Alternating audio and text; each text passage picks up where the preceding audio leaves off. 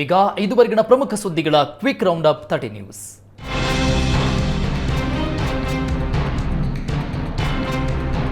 ಮುಡಾ ಹಗರಣದಲ್ಲಿ ಒಬ್ಬೊಬ್ಬರ ಹೆಸರು ಬಹಿರಂಗವಾಗ್ತಾ ಇದೆ. ಜೆಡಿಎಸ್ ಶಾಸಕ ಜಿಟಿಡಿ ಅಕ್ಕನ ಮಗ ಮಹೇಂದ್ರಗೆ 50-50 ಅನುಪಾತದಲ್ಲಿ 19 ಮುಡಾ ಸೈಟ್ ಮಂಜೂರಾಗಿದೆ. ಜಿಟಿಡಿ ಸ್ವಗ್ರಾಮ ಗುಂಗ್ರಾಲ್ ಛತ್ರದ ನಿವಾಸಿಯಾಗಿರೋ ಮಹೇಂದ್ರಗೆ ಸೇರಿದ 2 ಎಕರೆ 22 ಗುಂಟೆ ಭೂಮಿ ಮುಡಾ ವಶಕ್ಕೆ ಪಡೆದಿತ್ತು. ದೇವನೂರು ಗ್ರಾಮದ ಜಮೀನಿಗೆ ವಿಜಯನಗರ 3ನೇ ಹಂತದ 19 ನಿವೇಶನ ಮಂಜೂರು ಮಾಡಲಾಗಿದೆ. ನೇಮದ ಪ್ರಕಾರ 2 ಸೈಟ್ ನೀಡಬೇಕಿದ್ದ ಜಾಗದಲ್ಲಿ 19 ಸೈಟ್ ನೀಡಿದೆ ಮುಡಾ ಅಂತ ಸಾಮಾಜಿಕ ಕಾರ್ಯಕರ್ತ ಸ್ನೇಹಮಯಿ ಕೃಷ್ಣ ಆರೋಪಿಸಿದ್ದಾರೆ. ಮುಡಾ ಕೋಟ್ಯಾಂತರ ರೂಪಾಯಿ ಅವ್ಯವಹಾರ ಆರೋಪ ಹಿನ್ನೆಲೆಯಲ್ಲಿ ಖಾತೆ, ಕಂದಾಯ ಸೇರಿ ಎಲ್ಲಾ ಸೇವೆಗಳನ್ನು ಮುಡಾ ಸ್ಥಗಿತ ಮಾಡಿತ್ತು. ಇದೀಗ ನಿವೇಶನ ಹಾಗೂ ಬಡಾವಣೆಗಳ ಖಾತೆಗೆ ಸ್ಥಳೀಯ ಸಂಸ್ಥೆಗಳಿಗೆ ಹಸ್ತಾಂತರಿಸಿ ಕ್ರಮ ವಹಿಸುವಂತೆ ಜಿಲ್ಲಾಧಿಕಾರಿ ಲಕ್ಷ್ಮೀಕಾಂತ್ ರೆಡ್ಡಿ ಆದೇಶಿಸಿದ್ದಾರೆ. ಮುಡಾದಿಂದ ಪಾಲಿಕೆ, ನಗರಸಭೆ, ಪುರಸಭೆ, ಪಟ್ಟಣ ಪಂಚಾಯಿತಿ ಸೇರಿ ಸ್ಥಳೀಯ ಆಡಳಿತ ಕೇಂದ್ರಗಳಿಂದಲೇ ಸಾರ್ವಜನಿಕರ ಖಾತೆ, ಕಂದಾಯ ಕೆಲಸ ನಡೆಯಲಿದೆ. ನಗರಾಭಿವೃದ್ಧಿ ಪ್ರಾಧಿಕಾರಕ್ಕೆ ಸಂಬಂಧಪಟ್ಟ ಎಲ್ಲಾ ಕೆಲಸಗಳು ಹಸ್ತಾಂತರವಾಗಲಿದೆ. ಮೈಸೂರು ಲೋಕಾಯುಕ್ತದಲ್ಲಿ ಸಿಎಂ ವಿರುದ್ಧ ತನಿಖೆ ನಡೀತಾ ಇದೆ. ಇಂದು ಸಾಮಾಜಿಕ ಕಾರ್ಯಕರ್ತ ಸ್ನೇಹಮಯಿ ಕೃಷ್ಣ ಲೋಕಾಯುಕ್ತ ಕಚೇರಿಗೆ ಮತ್ತೊಮ್ಮೆ ಭೇಟಿ ನೀಡಿದ್ರು. ಕೆಲವು ದಾಖಲಾತಿಗಳೊಂದಿಗೆ ಲೋಕಾಯುಕ್ತ ಅಧಿಕಾರಿಗಳಿಗೆ ಮನವಿ ಸಲ್ಲಿಸಿದ್ರು. ಬಳಿಕ ಮಾತಾಡಿದ ಸ್ನೇಹಮಯಿ ಕೃಷ್ಣ, ನಾನು ನೀಡಿರುವ ದೂರಿಗೆ ಸಂಬಂಧಪಟ್ಟಂಗೆ ಲೋಕಾಯುಕ್ತದಲ್ಲಿ ತನಿಖೆ ಆಗ್ತಾ ಇದೆ. ಸಿದ್ದರಾಮಯ್ಯ ವಿರುದ್ಧ ಯಾವುದೇ ಸಾಕ್ಷಿ ಇಲ್ಲ ಎನ್ನುವ ಮಾತು ಕೇಳಿ ಬರ್ತಾ ಇದೆ. ಈ ಪ್ರಕರಣದಲ್ಲಿ ಸಿದ್ದರಾಮಯ್ಯ ಪ್ರಭಾವವನ್ನ ಬೀರಿದ್ದಾರೆ ಎನ್ನುವ ವಿಷಯದಲ್ಲಿ ಎಲ್ಲಾ ದಾಖಲೆಗಳನ್ನ ನೀಡಿದ್ದೇನೆ ಅಂತ ಹೇಳಿದ್ದಾರೆ. ಸಚಿವ ಜಮೀರ್ ಎಚ್ಡಿಕೆಗೆ ಕರಿಯ ಎಂಬ ಹೇಳಿಕೆಗೆ ಡಿಕೆಶಿ ಆಕ್ರೋಶ ವ್ಯಕ್ತಪಡಿಸಿದ್ರು. ನಾನು ಜಮೀರ್ ಅಹಮದ್ ಹೇಳಿಕೆಯನ್ನು ಒಪ್ಪೋದಿಲ್ಲ. ಕಾಂಗ್ರೆಸ್ ಅಧ್ಯಕ್ಷನಾಗಿ ಹೇಳ್ತೇನೆ, ಜಮೀರ್ ಹೇಳಿಕೆ ಹೇಳಿದ್ದು ಸರಿಯಲ್ಲ. ಕಪ್ಪು ಬಿಳುಪು ಅಂತ ಯಾರನ್ನು ನಿಂದಿಸಬಾರದು. ಕ್ರಮದ ಬಗ್ಗೆ ಆಮೇಲೆ ಮಾತಾಡೋಣ ಅಂತ ಡಿಕೆಶಿ ಹೇಳಿದ್ದಾರೆ.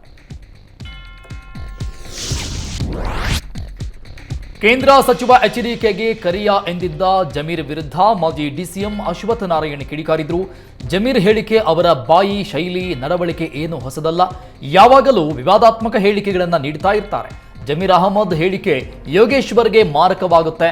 ದೇವೇಗೌಡರ ಕುಟುಂಬದ ಖರೀದಿ, ಖಾಲಿಯಾ, ಕರಿಯಾ ಏನೇನೋ ಕರೆದಿರೋದನ್ನ ಯಾರು ಒಪ್ತಾರೆ? ದೇವೇಗೌಡರ ಕುಟುಂಬದ ಖರೀದಿ ಹೇಳಿಕೆಗೆ ಜನ ಬೇಸರಗೊಂಡಿದ್ದಾರೆ ಅಂತ ಅಶ್ವಥ್ ನಾರಾಯಣ್ ಹೇಳಿದ್ದಾರೆ.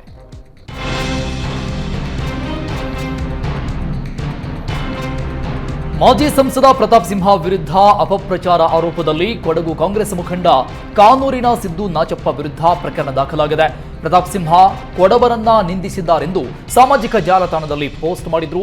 ವಕ್ಫ್ ವಿರುದ್ಧ ಪೊನ್ನಂಪೇಟೆಯಲ್ಲಿ ನಡೆದ ಬಿಜೆಪಿ ಪ್ರತಿಭಟನೆಯಲ್ಲಿ ಹೇಳಿದ್ದಾರೆಂದು ಪೋಸ್ಟ್ ಮಾಡಲಾಗಿತ್ತು. ಸುಳ್ಳು ಆಪಾದನೆ ಸೃಷ್ಟಿ ಮತ್ತು ಕೊಡಗಿನ ಜನರಲ್ಲಿ ಪ್ರತಾಪ್ ಸಿಂಹ ವಿರುದ್ಧ ಕೆಟ್ಟ ಭಾವನೆ ಬರುವಂತೆ ಅವಹೇಳನಕಾರಿ ಬರಹದ ಆರೋಪದಲ್ಲಿ ಸಿದ್ದು ನಾಚಪ್ಪ ವಿರುದ್ಧ ಮಡಿಕೇರಿ ನಗರ ಠಾಣೆಗೆ ದೂರು ದಾಖಲಿಸಲಾಗಿದೆ. ಎಪಿಎಲ್ ಕಾರ್ಡ್ದಾರರಿಗೆ ಆಹಾರ ಇಲಾಖೆ ಶಾಕ್ ಕೊಟ್ಟಿದೆ. ಈ ಹಿಂದೆ ಬೋಗಸ್ ಕಾರ್ಡ್ಗಳನ್ನು ತಡೆಯುವ ಸಲುವಾಗಿ ರಾಜ್ಯದಾದ್ಯಂತ ರೇಷನ್ ಕಾರ್ಡ್ ಪರಿಶೀಲನೆ ಕಾರ್ಯ ನಡೆದಿತ್ತು. ಈ ವೇಳೆ ರೇಷನ್ ಕಾರ್ಡ್ಗೆ ಆಧಾರ ಜೋಡಣೆ ನಿಯಮ ತರಲಾಗಿತ್ತು. ಈ ವೇಳೆ ಲಕ್ಷಾಂತರ ಬೋಗಸ್ ಕಾರ್ಡ್ಗಳು ಪತ್ತೆಯಾಗಿತ್ತು. ಹೀಗಾಗಿ 2019-2022 ರೇಷನ್ ಕಾರ್ಡ್ಗೆ ಮತ್ತೆ KYC ಪ್ರಕ್ರಿಯೆ ಮಾಡಿಸುವಂತೆ ನಿಯಮ ಜಾರಿ ಮಾಡಲಾಗಿತ್ತು. 80% ಎಪಿಎಲ್ ಫಲಾನುಭವಿಗಳು KYC ಮಾಡಿಕೊಂಡಿದ್ರು. ಇನ್ನುಳಿದ 20% ಕಾರ್ಡ್ದಾರರು KYC ಮಾಡಿಕೊಂಡಿರಲಿಲ್ಲ. ಅಂತವರ ಕಾರ್ಡ್ಗಳು ರದ್ದಾಗಿವೆ. ಎಪಿಎಲ್ ರದ್ದತಿಯಿಂದ ಗೃಹಲಕ್ಷ್ಮಿ ಯೋಜನೆ ಅಡಿಯಲ್ಲಿ ಪಡಿತಾ ಇರುವ ಹಣ ಸ್ಥಗಿತವಾಗಿದೆ. ಆಯುಷ್ಮಾನ್ ಭಾರತ ಯೋಜನೆ ರಿಯಾಯಿತಿ ದರದಲ್ಲಿ ಅಕ್ಕಿ ಸಿಗ್ತಾ ಇಲ್ಲ. ಹೀಗಾಗಿ ಸರ್ಕಾರ ಹಾಗೂ ಆಹಾರ ಇಲಾಖೆ ವಿರುದ್ಧ ಎಪಿಎಲ್ ಕಾರ್ಡ್ದಾರರು ಆಕ್ರೋಶ ವ್ಯಕ್ತಪಡಿಸಿದ್ದಾರೆ. ಬಿಪಿಎಲ್ ಕಾರ್ಡ್ಗಳನ್ನ ಸರ್ಕಾರ ರದ್ದು ಮಾಡ್ತಾ ಇದೆ ಎಂದು ಬಿಜೆಪಿ ನಾಯಕ ಸುನಿಲ್ ಕುಮಾರ್ ಆಕ್ರೋಶ ವ್ಯಕ್ತಪಡಿಸಿದರು.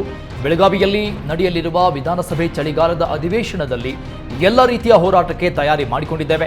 ಇದು ಶೂನ್ಯ ಅಭಿವೃದ್ಧಿಯ, ದಲಿತ ವಿರೋಧಿ ಹಗರಣಗಳ ಸರ್ಕಾರ ಆಗಿದೆ. ಈ 3 ವಿಷಯಗಳನ್ನ ಇಟ್ಕೊಂಡು ಸರ್ಕಾರವನ್ನ ಎಚ್ಚರಿಸುವ ಕೆಲಸ ಮಾಡ್ತೇವೆ.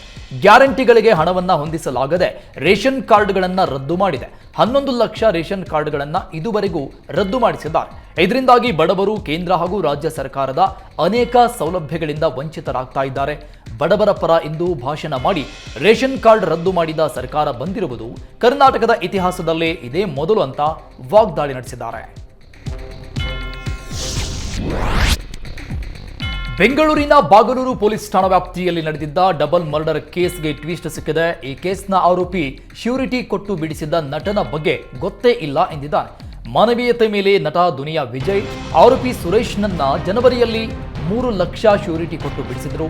ಬಿಡುಗಡೆಯಾದ ಬಳಿಕ ಮತ್ತೆ ಡಬಲ್ ಮರ್ಡರ್ ಕೇಸ್ನಲ್ಲಿ ಅಂಧರಾಗಿದ್ದಾನೆ. ಸದ್ಯ ಶ್ಯೂರಿಟಿ ಕೊಟ್ಟ ಹಿನ್ನೆಲೆಯಲ್ಲಿ ಹೇಳಿಕೆ ಪಡೆಯಲು ನಟ ದುನಿಯಾ ವಿಜಯರನ್ನ ಕರೆಸುವ ಸಾಧ್ಯತೆ ಇದೆ. ಶ್ಯೂರಿಟಿ ಕೊಟ್ಟ ತಪ್ಪಿಗೆ ಸ್ಟೇಷನ್ಗೆ ಹೀಗೆ ವಿಚಾರಣೆ ಎದುರಿಸುವ ಪರಿಸ್ಥಿತಿ ಎದುರಾಗಿದೆ.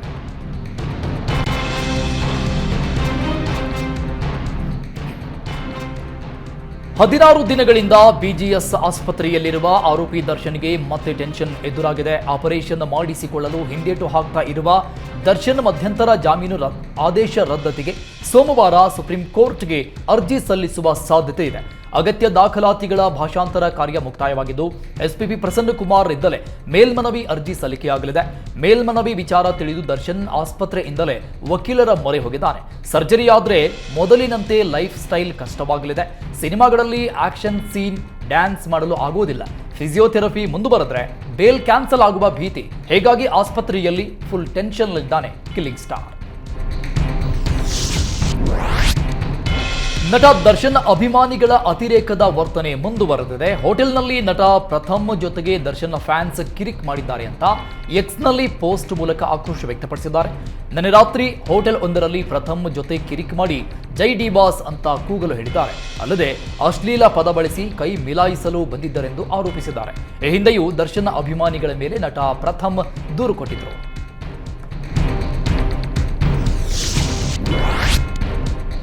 ಬೆಂಗಳೂರಿನ ವಾಜರಹಳ್ಳಿ ಬಾಲಾಜಿ ಲೇಔಟ್ನಲ್ಲಿ ಬಿಬಿಎಂಪಿಯಿಂದ ತೆರವು ಕಾರ್ಯಾಚರಣೆ ನಡೆಸಲಾಗಿದೆ. ಮಹೇಂದರ್ ಎಂಬಾತ ಅನುಮತಿ ಇಲ್ಲದೆ 6 ಅಂತಸ್ತಿನ ಕಟ್ಟಡ ನಿರ್ಮಾಣ ಮಾಡಿದ್ದ. ಈಗಾಗಲೇ ಹಲವು ಬಾರಿ ನೋಟಿಸ್ ಕೊಟ್ಟಿದ್ರೂ ಕಟ್ಟಡದ ಮಾಲೀಕರು ಸ್ಪಂದಿಸಿರಲಿಲ್ಲ. ಹೀಗಾಗಿ ಇಂದು ಖುದ್ದು ವಲಯ ಆಯುಕ್ತ ಸತೀಶ್ ಮತ್ತು ಜಂಟಿ ಆಯುಕ್ತ ಅಜಯ್ ಸ್ಥಳಕ್ಕೆ ಭೇಟಿ ಕೊಟ್ಟು ತೆರವು ಕಾರ್ಯ ಆರಂಭ ಮಾಡಿಸಿದ್ದಾರೆ. ಅಕ್ಕಪಕ್ಕ ಮನೆಗಳಿರುವ ಕಾರಣ ಜೆಸಿಬಿ ಬಳಸದೆ ಕಾರ್ಮಿಕರನ್ನ ಕಟ್ಟಡ ತೆರವು ಮಾಡಲಾಗ್ತಿದೆ.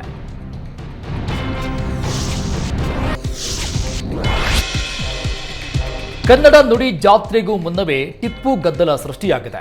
87ನೇ ಅಖಿಲ ಭಾರತ ಕನ್ನಡ ಸಾಹಿತ್ಯ ಸಮ್ಮೇಳನದಲ್ಲಿ ಟಿಪ್ಪು ಸುಲ್ತಾನ್ ಬಗೆಗಿನ ವಿಚಾರ ಸಂಕಿರಣಕ್ಕೆ ಪ್ರಗತಿಪರರು ಆಗ್ರಹಿಸಿದ್ದಾರೆ. ಮಂಡ್ಯದ ಸಮ್ಮೇಳನದಲ್ಲಿ ನಾಲ್ವಡಿ ವಿಶ್ವೇಶ್ವರಯ್ಯ, ಮಿರ್ಜಾ ಇಸ್ಮಾಯಿಲ್ರನ್ನ ನೆನೆಯಬೇಕಿದೆ. ಎಲ್ಲದಕ್ಕಿಂತ ಹೆಚ್ಚಾಗಿ ಟಿಪ್ಪು ಸುಲ್ತಾನ್ ನೆನೆಯಬೇಕು. ಟಿಪ್ಪು ಕೊಂದ ಬ್ರಿಟಿಷರೇ ಟಿಪ್ಪು ಬಗ್ಗೆ ಅಧ್ಯಯನ ಮಾಡಿದ್ದಾರೆ. ಟಿಪ್ಪುವನ್ನ ನೆನಪು ಮಾಡಿಕೊಳ್ಳುವುದು ನಮ್ಮ ನೈತಿಕ ಕರ್ತವ್ಯ.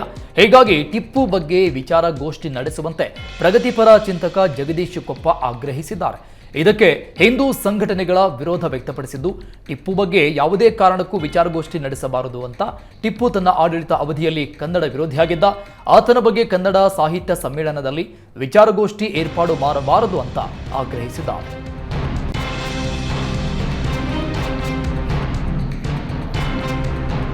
ಬೀದರ್ ಜಿಲ್ಲೆಯ ಭಾಲ್ಕಿ ನಿಲ್ದಾಣದಿಂದ ಪ್ರಯಾಣ ಬೆಳೆಸಿದ ಮೊಹಮ್ಮದ್ ಚಿನ್ನಾಭರಣ ಬಸ್ನಲ್ಲಿ ಮರೆತು ಹೋಗಿದ್ದಾದರೂ ಚಿನ್ನಾಭರಣ ನೆನಪಾದ ಬಳಿಕ ಗಾಬರಿಗೊಂಡು ಬಸ್ ನಿಲ್ದಾಣಕ್ಕೆ ವಾಪಸ್ಸಾಗಿದ್ದಾರೆ. 3 ಲಕ್ಷ ಮೌಲ್ಯದ ಚಿನ್ನಾಭರಣವಿದ್ದ ಬ್ಯಾಗ್ ಅನ್ನ ನಿರ್ವಾಹಕ ಪ್ರಕಾಶ್ ಹಿಂದಿರುಗಿಸಿದ್ದಾರೆ. ಪ್ರಕಾಶ್ ಪ್ರಾಮಾಣಿಕತೆಗೆ ಮೆಚ್ಚಿ ಮೊಹಮ್ಮದ್ ಅಜರ್ ಚಾಲಕ ಹಾಗೂ ನಿರ್ವಾಹಕ ಇಬ್ಬರಿಗೂ ಸನ್ಮಾನಿಸಿ ಮೆಚ್ಚುಗೆ ವ್ಯಕ್ತಪಡಿಸಿದ್ದಾರೆ. ಕೆಂಪೇಗೌಡ ಅಂತಾರಾಷ್ಟ್ರೀಯ ವಿಮಾನ ನಿಲ್ದಾಣದಲ್ಲಿ ಕಸ್ಟಮ್ಸ್ ಅಧಿಕಾರಿಗಳು 2 ಸ್ಮಗ್ಲರ್ಗಳನ್ನ ಬಂಧಿಸಿದ್ದಾರೆ. ಏರ್ಪೋರ್ಟ್ನಿಂದ ಹೊರಬರುವ ವೇಳೆ ಟ್ರಾಲಿ ಬ್ಯಾಗ್ನಿಂದ ಶಬ್ದ ಕೇಳಿಬಂದಿದೆ. ಬ್ಯಾಗ್ ಪರಿಶೀಲನೆ ವೇಳೆ 2 ಟ್ರಾಲಿ ಬ್ಯಾಗ್ನಲ್ಲಿ ಒಟ್ಟು 40 ವನ್ಯಜೀವಿಗಳು ಪತ್ತೆಯಾಗಿದೆ. ಒಂದು ಟ್ರಾಲಿ ಬ್ಯಾಗ್ನಲ್ಲಿ 24 ಪ್ರಾಣಿಗಳು, ಮತ್ತೊಂದು ಬ್ಯಾಗ್ನಲ್ಲಿ 16 ಪ್ರಾಣಿಗಳಿತ್ತು. ದೈತ್ಯ ಆಮೆ, ಕೆಂಪು ಕಾಲಿನ ಆಮೆ, ಮಣಿ ಹಲ್ಲಿಗಳು, ರೈನೋಸರಸ್, ಆಲ್ಬಿನೋ ಬಾವಲಿಗಳು, ಅಮೆರಿಕನ್ ಮೊಸಳೆ ಮರಿಗಳು ಸೇರಿದಂತೆ ಹಲವು ಪ್ರಾಣಿಗಳು ಪತ್ತೆಯಾಗಿದೆ. ಮಲೇಷ್ಯಾದ ಕೌಲಾ ಲುಂಪೂರ್ನಿಂದ ಬಂದಿದ್ದ ವಿಮಾನದಲ್ಲಿ ಬಂದಿದ್ದ ಆರೋಪಿಗಳನ್ನು ಬಂಧಿಸಿ ನ್ಯಾಯಾಲಯಕ್ಕೆ ಹಾಜರುಪಡಿಸಲಾಗಿದೆ. ಬಾಲಕಿಯನ್ನ ಹಿಂಬಾಲಿಸಿದ ಬೀದಿ ಕಾಮಣ್ಣರು ಕಾಟ ಕೊಟ್ಟ ಘಟನೆ ಹಳೇ ಹುಬ್ಬಳ್ಳಿ ಪೊಲೀಸ್ ಠಾಣಾ ವ್ಯಾಪ್ತಿಯ ಶರಾವತಿ ನಗರದಲ್ಲಿ ನಡೆದಿದೆ. ಬೈಕ್ನಲ್ಲಿ ಬಂದ ಪುಂಡರು ಬಾಲಕಿ ಶಾಲೆಯಿಂದ ಮನೆಗೆ ತೆರಳುವಾಗ ಹಿಂಬಾಲಿಸಿ ಕಿರುಕುಳ ಕೊಟ್ಟಿದ್ದಾರೆ.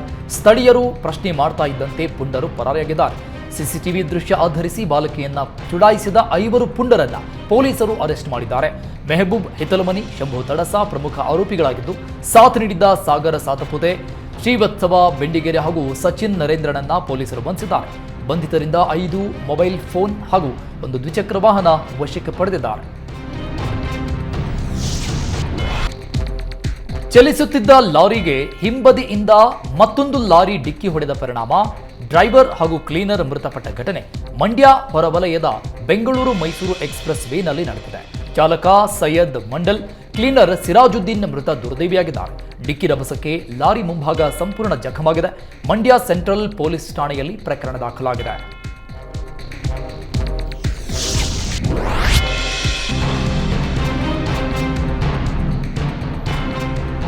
ಹಾವೇರಿ ಜಿಲ್ಲೆಯ ಮುಗ್ಧ ಅಮಾಯಕರಿಗೆ ವಂಚನೆ ಮಾಡ್ತಾ ಇದ್ದ ಆರೋಪಿ ಖಾಕಿ ಬಲೆಗೆ ಬಿದ್ದಿದ್ದಾನೆ.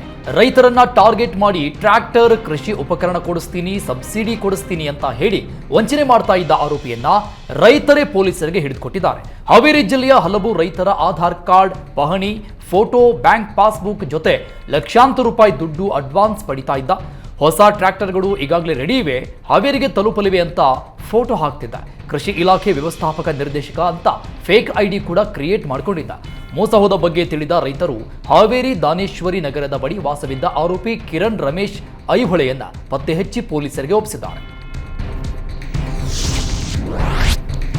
ಕಲಬುರಗಿ ಸೆಂಟ್ರಲ್ ಜೈಲಿಗೆ ಉಪ ಲೋಕಾಯುಕ್ತ ನ್ಯಾಯಮೂರ್ತಿ ಬಿ ವೀರಪ್ಪ ಭೇಟಿ ಕೊಟ್ಟರು. ಕಾರಾಗೃಹದ ಪ್ರತಿಯೊಂದು ಸೆಲ್, ಬ್ಯಾರಕ್ಗಳನ್ನ ಪರಿಶೀಲಿಸಿದ್ರು. ಅಡುಗೆ ಕೋಣೆಗೆ ತೆರಳಿ ಊಟದ ರುಚಿ ಸವಿದು ಗುಣಮಟ್ಟ ಪರಿಶೀಲಿಸಿ ಕೈದಿಗಳೊಂದಿಗೆ ಸಮಾಲೋಚನೆ ಮಾಡಿದರು. ಉಪಲೋಕಾಯುಕ್ತರಿಗೆ city police commissioner doctor Sharanappa, SP Adduru ಶ್ರೀನಿವಾಸರು, ಜೈಲ್ ಸೂಪರಿಂಟೆಂಡೆಂಟ್ ಡಾಕ್ಟರ್ ನಿತಾ ಸಾಥ್ ಕೊಟ್ಟರು.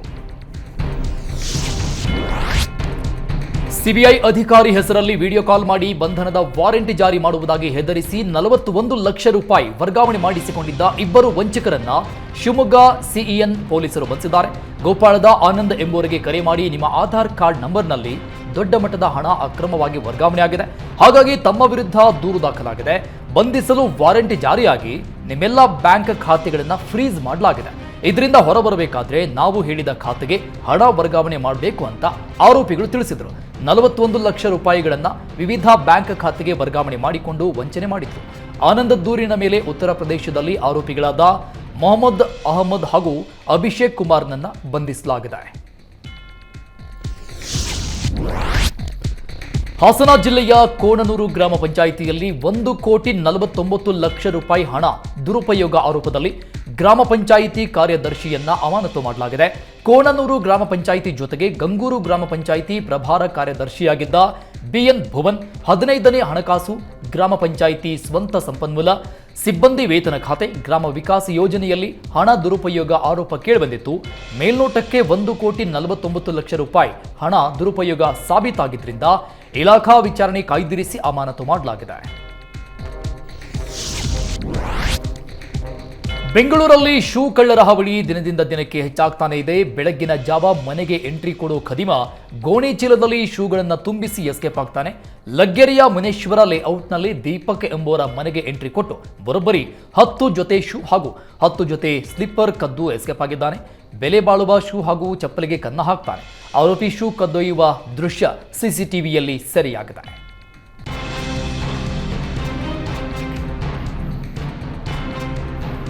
ಜನವರಿ 15ರಂದು ಗವಿಸಿದ್ದೇಶ್ವರ ಜಾತ್ರೆ ಹಿನ್ನೆಲೆಯಲ್ಲಿ ಮುಖ್ಯ ಅತಿಥಿಯಾಗಿ ಪಾಲ್ಗೊಳ್ಳಲು ಬಾಲಿವುಡ್ ನಟ ಅಮಿತಾಬ್ ಬಚ್ಚನ್ಗೆ ಆಹ್ವಾನ ನೀಡಲಾಗಿದೆ. ಗವಿಸಿದ್ದೇಶ್ವರ ಮಠ ಅಧಿಕೃತ ಆಹ್ವಾನ ನೀಡಿದ್ದು ಸಕಾರಾತ್ಮಕವಾಗಿ ಸ್ಪಂದಿಸಿದ್ದಾರೆ ಎನ್ನಲಾಗ್ತಿದೆ. ಹೀಗಾಗಿ ಜನವರಿ 15ರಂದು ಅಮಿತಾಬ್ ಬಚ್ಚನ್ ಜಾತ್ರೆಯಲ್ಲಿ ಪಾಲ್ಗೊಳ್ಳುವ ಸಾಧ್ಯತೆ ಇದೆ ಎನ್ನಲಾಗ್ತಿದೆ. ಜಿಕೆವಿಕೆಯಲ್ಲಿ ನಡೀತಾ ಇರುವ ಕೃಷಿ ಮೇಳಕ್ಕೆ ಭರ್ಜರಿ ರೆಸ್ಪಾನ್ಸ್ ಸಿಕ್ಕಿದೆ. ಹೆಬ್ಬಾಳದ ಜಿಕೆವಿಕೆಯಲ್ಲಿ ನಡೀತಾ ಇರುವ ಕೃಷಿ ಮೇಳಕ್ಕೆ 2ನೇ ದಿನವಾದ ನಿನ್ನೆ 7,60,000 ಮಂದಿ ಭೇಟಿ ಕೊಟ್ಟಿದ್ದಾರೆ. 1.25 ಕೋಟಿ ವಹಿವಾಟು ನಡೆದಿದೆ. ಮೊದಲ ದಿನ 3,82,000 ಜನ ಭೇಟಿ ಕೊಟ್ಟಿದ್ರು. ಇಂದು ಹೆಚ್ಚಿನ ಜನರು ಬಂದಿದ್ದು ಕೃಷಿ ಮೇಳದ ಸದುಪಯೋಗ ಪಡೆದುಕೊಂಡಿದ್ದಾರೆ. ಧಾರವಾಡದಲ್ಲಿ ಟ್ರಾಫಿಕ್ ಪೊಲೀಸರೇ ನಟಿಸಿರೋ ಹೆಲ್ಮೆಟ್ ಜಾಗೃತಿ ಕಿರುಚಿತ್ರದಲ್ಲಿ ಎಡವಟ್ಟು ಮಾಡಲಾಗಿದೆ. ಖುದ್ದು ಟ್ರಾಫಿಕ್ ಪೊಲೀಸ್ ಅಧಿಕಾರಿ ಕಾನ್ಸ್ಟೇಬಲ್ಗಳ ನಟನೆ ಮಾಡಿರೋ ಶಾರ್ಟ್ ಫಿಲ್ಮ್ನಲ್ಲಿ ಹೆಲ್ಮೆಟ್ ಇಲ್ಲದೆ ಬೈಕ್ ಚಲಾಯಿಸಿದ್ರೆ ಏನಾಗುತ್ತೆ ಎಂಬುದರ ಸಂದೇಶ ನೀಡಲಾಗಿದೆ. ಕಿರುಚಿತ್ರದಲ್ಲಿ ಮದ್ಯ ಸೇವನೆ ದೃಶ್ಯವೂ ಇದೆ, ಆದರೆ ಇದಕ್ಕೆ ಯಾವುದೇ ಜಾಗೃತಿ ಸಂದೇಶ ನೀಡಿಲ್ಲ. ಮದ್ಯಪಾನ ಜಾಗೃತಿ ಸಂದೇಶ ಇಲ್ಲದೆ ವಿಡಿಯೋ ಹಾಕುವಂತಿಲ್ಲ. ಈಗಾಗಲೇ ಸಾವಿರಾರು ವೀಕ್ಷಣೆ ಕಂಡಿರೋ ವಿಡಿಯೋ ಬಗ್ಗೆ ಈಗ ಪರ ವಿರೋಧ ಚರ್ಚೆ ಆಗ್ತಿದೆ. ರಾಯಚೂರಿನ ಆರ್ಟಿಪಿಎಸ್ ಘಟಕದಿಂದ ಕೆಮಿಕಲ್ ನೀರು ಬಿಡುಗಡೆಯಾಗ್ತಾ ಇರೋ ಬಗ್ಗೆ ಏಷ್ಯಾನೆಟ್ ಸುವರ್ಣ ನ್ಯೂಸ್ನಲ್ಲಿ ವರದಿ ಪ್ರಸಾರ ಆಗಿತ್ತು. ವರದಿ ಪ್ರಸಾರದ ಬಳಿಕ ಎಚ್ಚೆತ್ತುಕೊಂಡ ಪರಿಸರ ಇಲಾಖೆ ಅಧಿಕಾರಿಗಳು ಆರ್ಟಿಪಿಎಸ್ ಕೆಮಿಕಲ್ ನೀರು ಬರ್ತಾ ಇರೋ ಸ್ಥಳಕ್ಕೆ ಭೇಟಿ ಕೊಟ್ಟು ಪರಿಶೀಲಿಸಿದರು. ಸ್ಯಾಂಪಲ್ ಸಂಗ್ರಹಣೆ ಮಾಡಿ ಟೆಸ್ಟಿಂಗ್ಗೆ ರವಾನೆ ಮಾಡಿದ್ದಾರೆ. ಮತ್ತೊಂದು ಕಡೆ ಕೆಮಿಕಲ್ ನೀರು ಬಿಡ್ತಾ ಇರುವ ಆರ್ಟಿಪಿಎಸ್ಗೆ ಪರಿಸರ ಇಲಾಖೆ ಅಧಿಕಾರಿಗಳು ನೋಟಿಸ್ ಜಾರಿ ಮಾಡಿದ್ದಾರೆ. ಬಾಗಲಕೋಟೆ ಜಿಲ್ಲೆಯ ಜಮಖಂಡಿ ತಾಲೂಕಿನ ತುಬಚಿ ಗ್ರಾಮದಲ್ಲಿ ಸಿಡಿಲು ಬಡಿದು ಒಬ್ಬ ಯುವಕ ಮೃತಪಟ್ಟಿದ್ದು, ಇನ್ನಿಬ್ಬರಿಗೆ ಗಾಯ ಆಗಿದೆ. ಗದ್ದೆಯಲ್ಲಿ ಕಬ್ಬು ನಾಟಿ ಮಾಡ್ತಾ ಇದ್ದ ವೇಳೆ ಸಿಡಿಲು ಬಡಿದಿತ್ತು. 19 ವರ್ಷದ ಪ್ರಥಮೇಶ್ ಪಾಟೀಲ್ ಮೃತಪಟ್ಟಿದ್ದಾರೆ. ಈರಣ್ಣ ಮತ್ತು ಶ್ರೀಶೈಲ ಗಾಯಗೊಂಡಿದ್ದು ಜಮಖಂಡಿ ಆಸ್ಪತ್ರೆಗೆ ದಾಖಲಾಗಿದ್ದಾರೆ.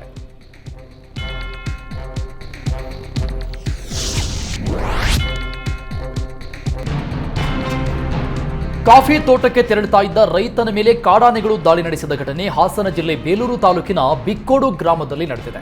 ಕಾಡಾನೆ ದಾಳಿಯಿಂದ ರೈತ ನಾಗೇಶ್ ಗಾಯಗೊಂಡಿದ್ದಾನೆ. ಇವತ್ತು ಬೆಳಿಗ್ಗೆ ಬೈಕ್ನಲ್ಲಿ ಕಾಫಿ ತೋಟಕ್ಕೆ ತೆರಳುತ್ತಾ ಇದ್ದ ವೇಳೆ ಏಕಾಏಕಿ 6 ಕಾಡಾನೆಗಳು ದಾಳಿ ಮಾಡಿವೆ.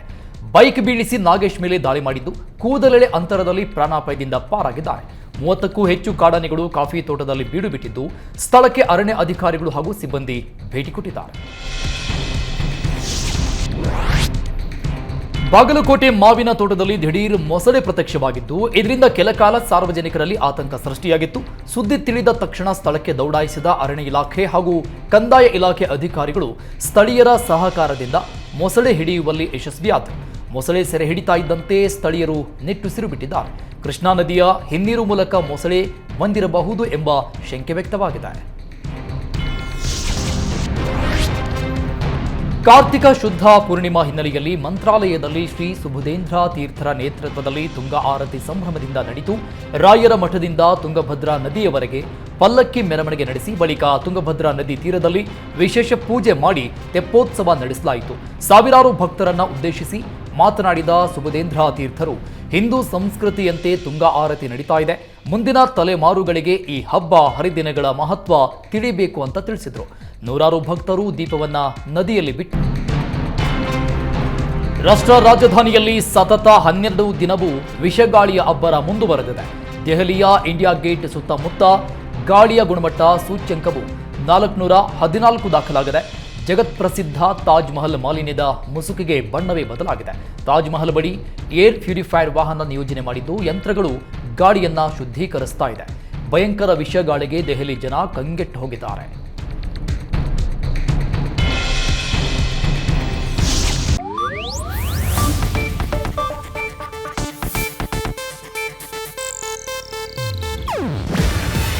ಇದು ಏಷ್ಯಾನೆಟ್ ನ್ಯೂಸ್ ನೆಟ್ವರ್ಕ್ ಪ್ರಸ್ತುತಿ. ನೀವು ನೋಡ್ತಿದ್ದೀರಾ ಏಷ್ಯಾನೆಟ್ ಸುವರ್ಣ ನ್ಯೂಸ್.